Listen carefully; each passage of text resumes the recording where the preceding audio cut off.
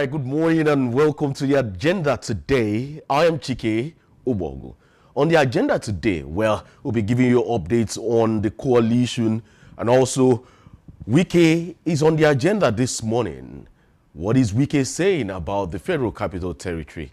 And then we'll be looking at our tax bill, the latest tax bill that was signed last week, Thursday, by Mr. President. We'll dissect that this morning. Well, let me start off this way.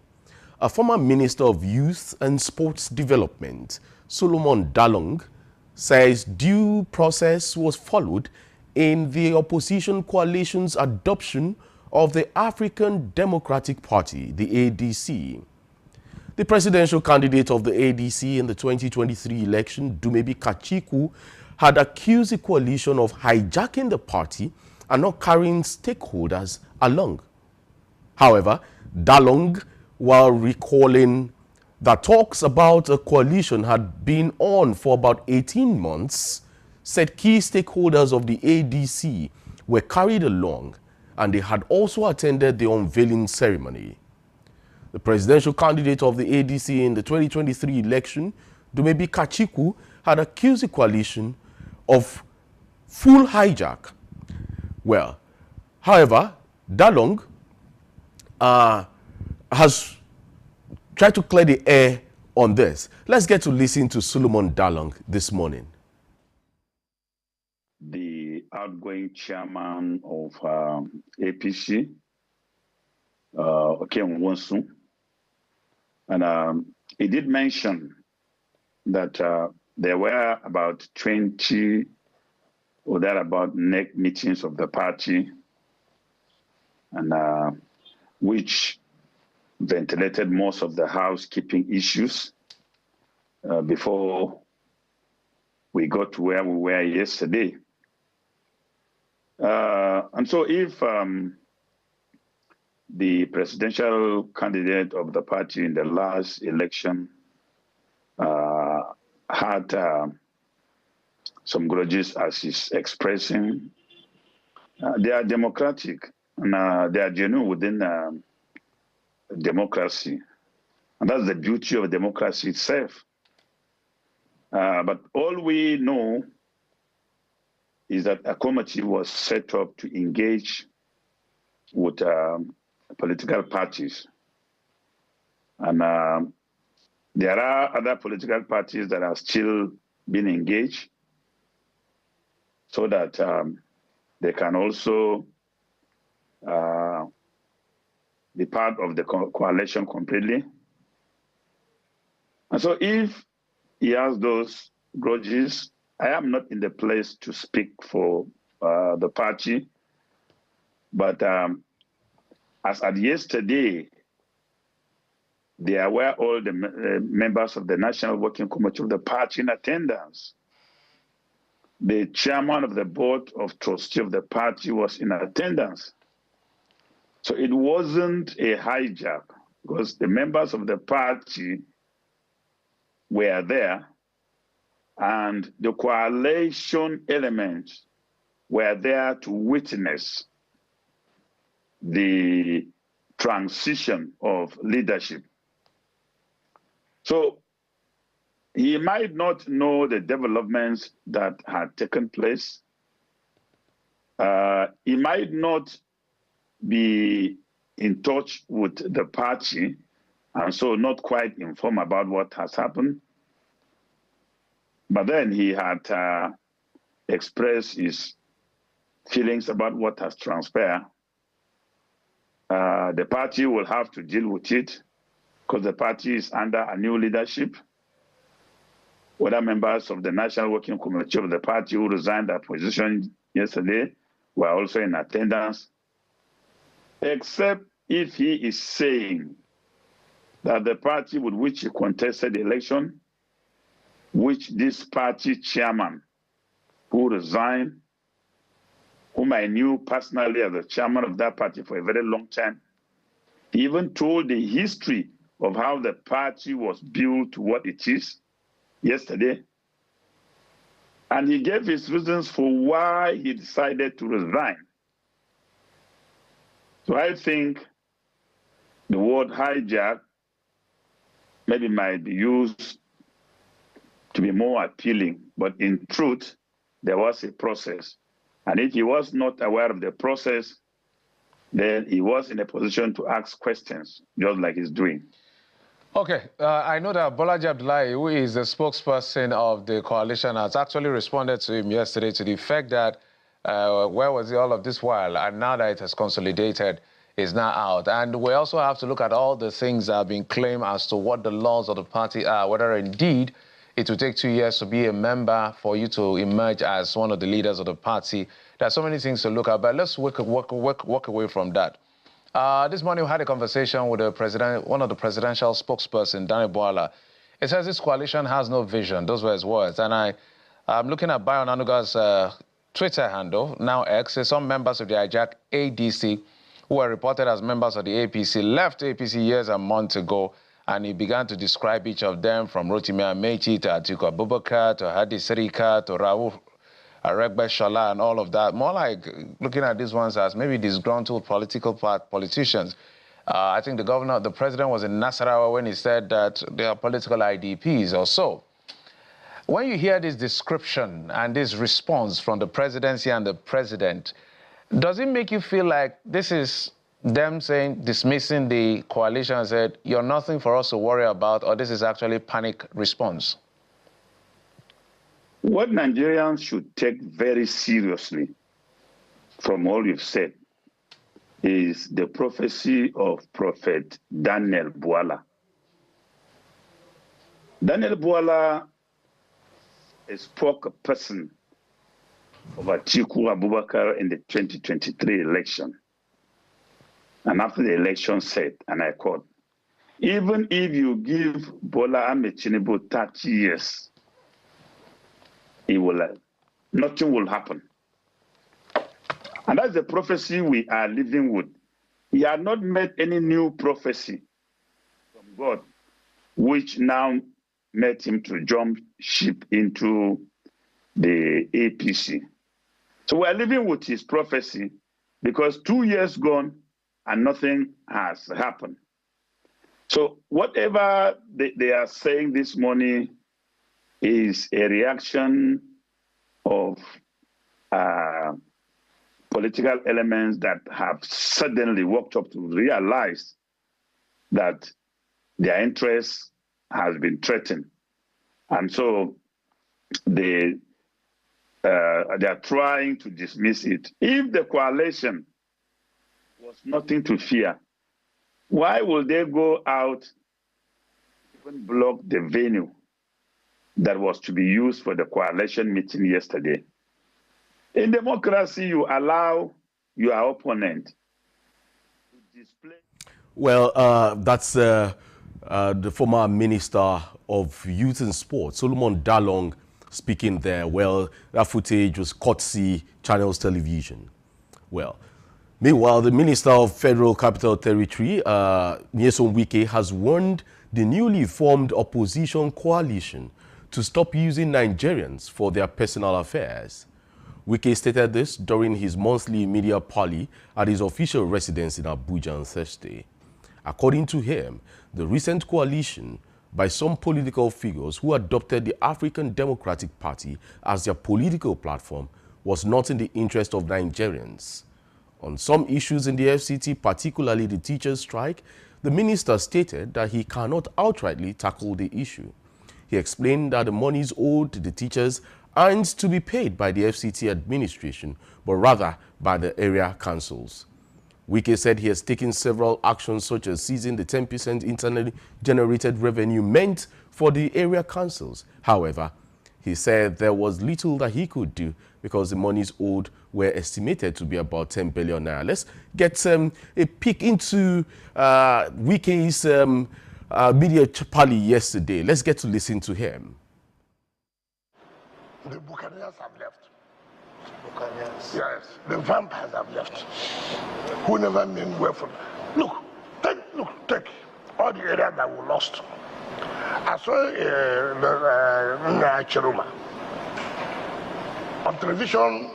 Well, the first day, 2 days ago. Yes, talking about this one man taking part. Access in 1999. have we won Yobe? Since 1999, have we won Yobe? No. So what is that you are telling me? What is that you are telling me? PDP has been sustained by the South-South. By the South-South.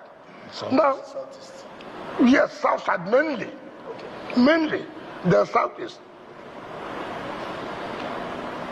Now, because of the kind of politics these leaders, ask Emeka Ihedon, I saw him there. What happened? Because Sam Daibi was not removed as secretary. He now left. So that's why the Nigerians are angry. This is their own private, personal thing that you could not contend with. It's a power struggle that somebody at maneuver you go and say Nigerians are angry. Say that you have been defeated in that place. Don't push it to Nigerians. Let's take the issue of Nigeria very serious. Let us know the problem and focus on that and tackle the challenges. With the combination of Atiku Abubakar and Peter Obi in the same coalition, don't you think it's a big threat? What is the okay? Just tell me. When you say with Atiku, with Peter Obi, what do you mean by that? Well, what about with me not being there? I mean, so you think they're stronger than me? Looking at the results. No, the point I'm saying, why not you say we cannot be there means that coalition has failed? Probably they feel you are not really with them. That's why they are not. They're not what? Really with them. Is your heart really with the PDP? What do you mean by heart? The coalition is the PDP? No, but the PDP. No. Those are people who destroy PDP. And just ask, like, a lot of people are curious, how are you able to work for the progress of the PDP while being actively in an administration that is, the PDP is acting as an opposition? Okay, answer it this way. Why was I able in PDP, deliver PDP governor, National Assembly, had an assembly, and they supported the APC president? No answer. So that's why they should be careful, people like us. It's people like us that people need.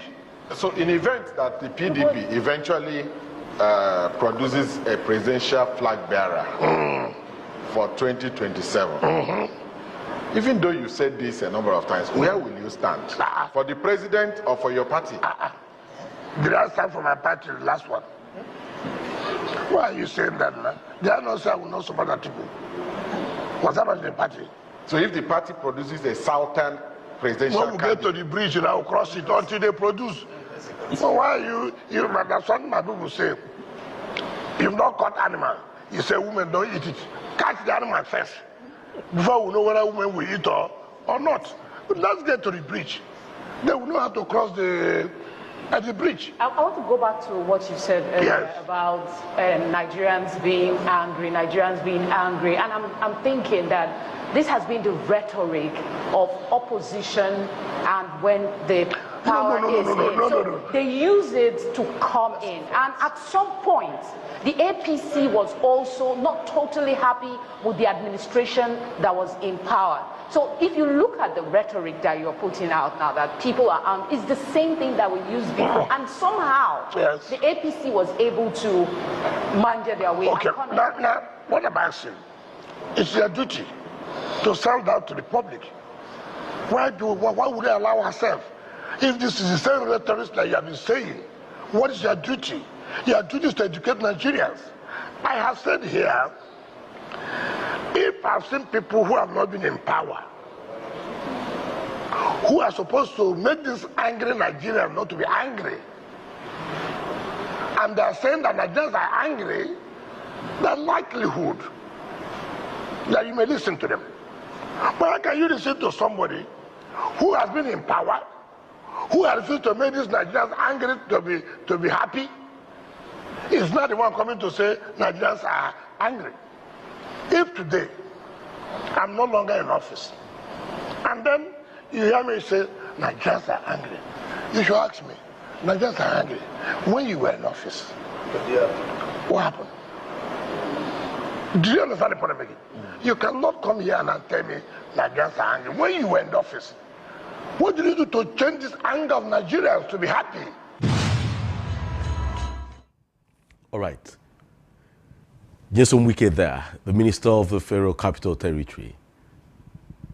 He spoke on the party. See, picking people and decimating them.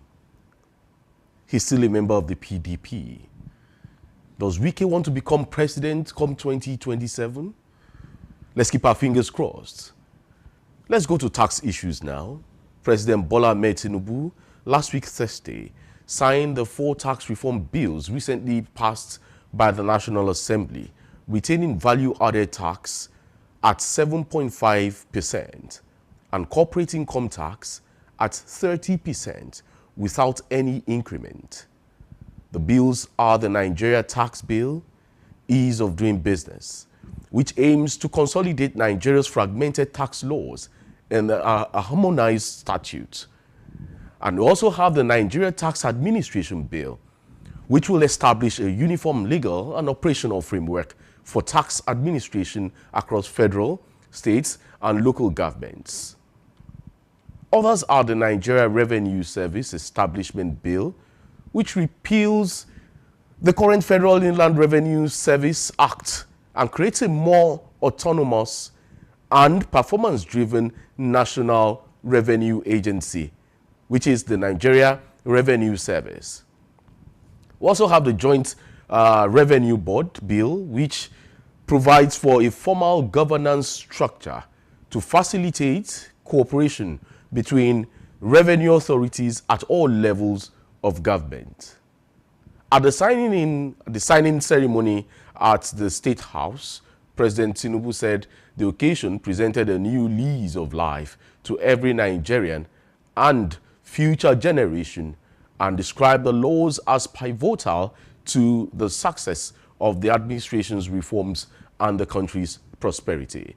Let's get to listen to Mr. President here.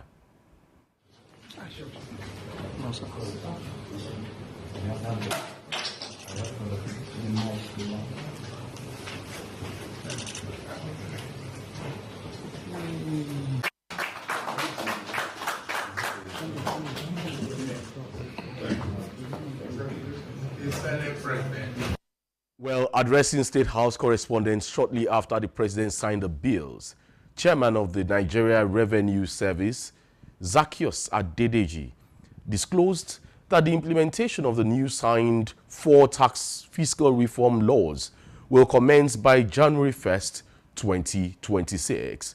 Adedeji explained that the 6-month period between the enactment of the new fiscal laws is designed to give ample time to those saddled with the implementation to carefully prepare and ensure that all Nigerians are adequately sensitized. According to Zaka Adedeji, the Federal Inland Revenue Service, FIRS, by the signing of the bills into law, is now to be known as the Nigeria Revenue Service, explaining that the new law now defines the NRS's expanded mandate, including non-tax revenue collection, and lays out transparency, accountability, and efficiency mechanisms.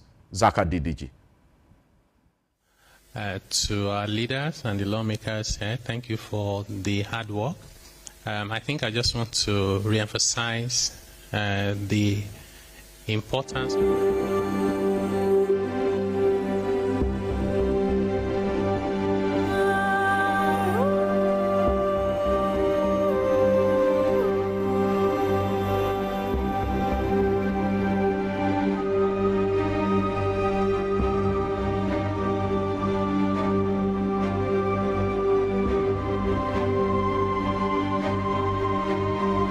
Federal Inland Revenue before 2 hours. Today, by special grace of God, through the assent of Mr. President, we are now Nigeria Revenue Service, which is expanded scope to also focus on non-tax collection increase efficiency, and actually merge as a source, as the implementer of all other major tax that we have.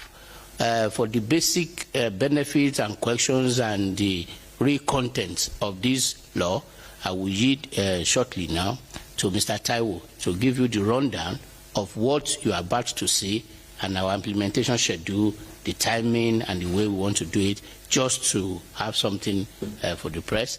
And after that, I think our people, supervisor here, will now tell us what they expect from us and going forward what we should do. Zaka Dedeji there. Meanwhile, the chairman, Presidential Committee on Tax Reforms, Taiwo Oyedele, said President Tinubu had directed proper implementation of the laws while ensuring collective participation of all stakeholders. Oyedele added that the committee will now include the private sector, public sector, civil society, professional bodies, as well as international partners. Let's get to listen to Oyedele there. To our leaders and the lawmakers here, thank you for the hard work. I think I just want to re-emphasize the importance of the leadership that Mr. President himself provided for this reform. I don't think there's anyone in Nigeria that will disagree with that. You know, we always talk about political will. This is the actual demonstration of political will. Even when it became so heated, there were people calling names, it became politically risky for even Mr. President, because it took a different dimension from regional issues to religious issues. And you know, those things are things Nigerians are sensitive about. An average leader would have just backed down. He kept encouraging us to say, let's keep doing it, it's the right thing. I do not take that for granted, and I thought I should put it on record. And I've said a couple of times, Mr. President did not dictate anything to us. He allowed us to do our work professionally, only asking us questions and providing guidance. I think that's a very important example of how to provide leadership. Another thing that Mr. President did, which is extremely important, was to say he wasn't looking for a committee that will advise and take photos and walk away. He said we have to stay the course and support the government to implement. And anytime I think about it and I look back, I say, imagine we had submitted a report that says we write Nigerian laws and we took photos and left. When it became very controversial, how would we have been able to deal with it? I think this model should be replicated for subsequent reforms because it has worked. Having said that, today is a very important day in the life of our country and by extension in the life of our people. Nothing of this magnitude has been done in the history of Nigeria, pre or post-independence. Today is the day that very holistic reform that we have been asking for, some of us have been practicing as professionals for more than 2 decades. And we seem to be speaking to ourselves, or nobody was listening. It became very frustrating. We see the potential of the country and what was possible, but we're being held down by laws that were anti-businesses, that were counterproductive all over the place. And having the courage to bring all of it together and put that reform through at this time is truly, truly commendable, and I'd like to say congratulations to all Nigerians. Now, these reforms are not about raising more taxes. I think people get it wrong.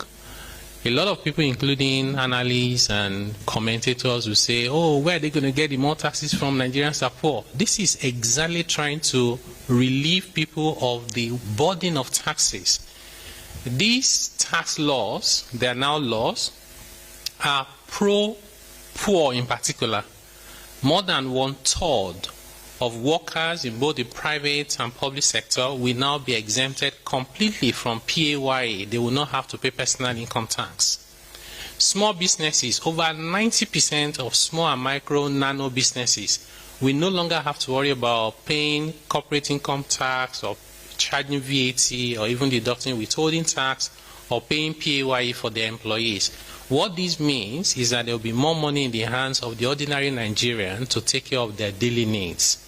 In addition to that, these laws also provide what we call zero rate of VAT on essential consumption. What does it mean? It means any traces of VAT in food, in education, in medical and health care is now removed completely. So we should see prices of those items come down. In addition to that, transportation, accommodation and housing is exempt from VAT. Our analysis, which was very clear, is that these items collectively account for more than 80% of where Nigerians spend their money. That's a huge relief for them. We also have provisions in those laws to help us improve efficiency. Efficiency in how we collect taxes, and also efficiency in the transparency of reporting the taxes we collect, which we expect should then be linked to how those taxes are utilized for the purpose of the people. This is really revisiting the social contract between the government and the people. In addition to that, these laws will promote Nigeria in terms of competitiveness. It's harmonizing the taxes that companies have to pay, reducing the burden of those taxes, and removing distortionary tax waivers and incentives.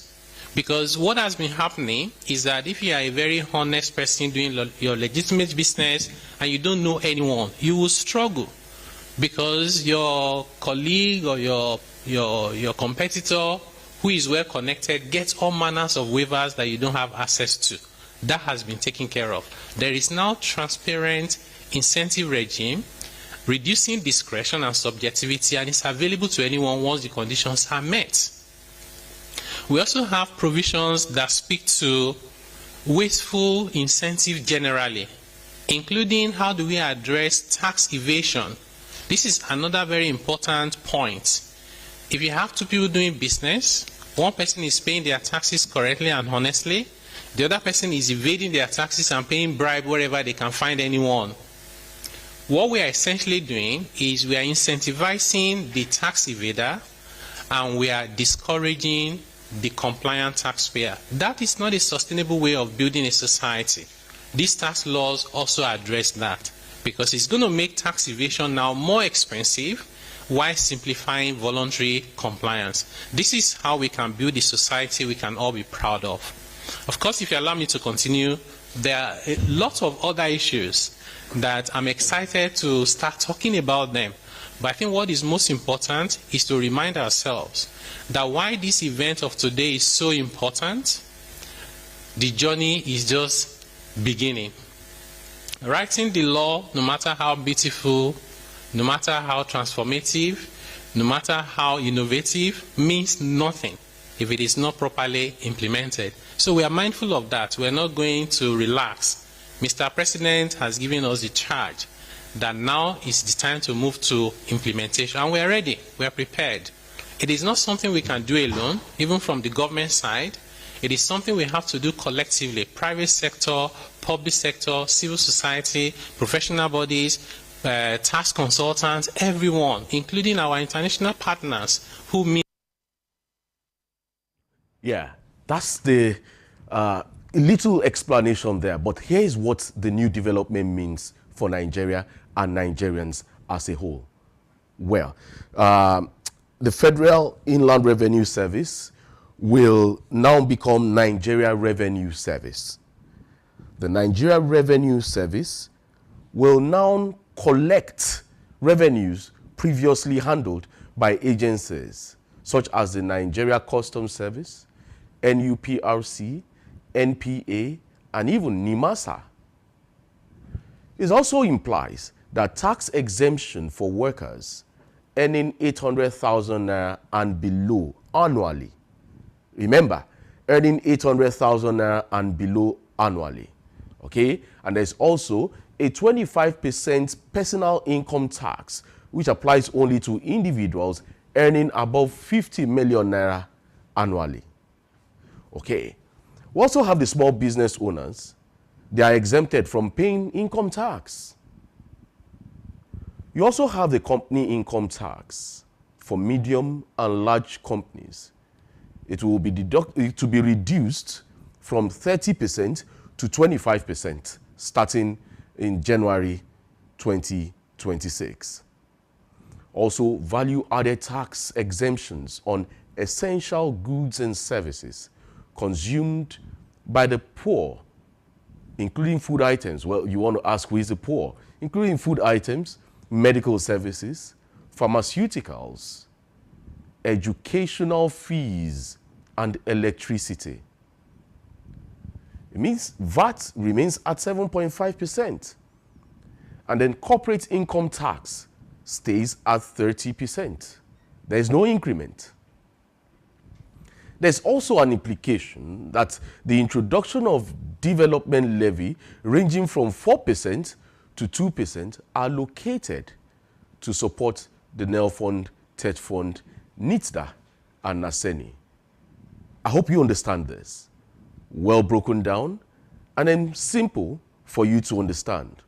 Well, let's keep this conversation going. You can follow us on all our social media platforms. On YouTube, Instagram, Facebook, TikTok. The handle is at Dominion Broadcast.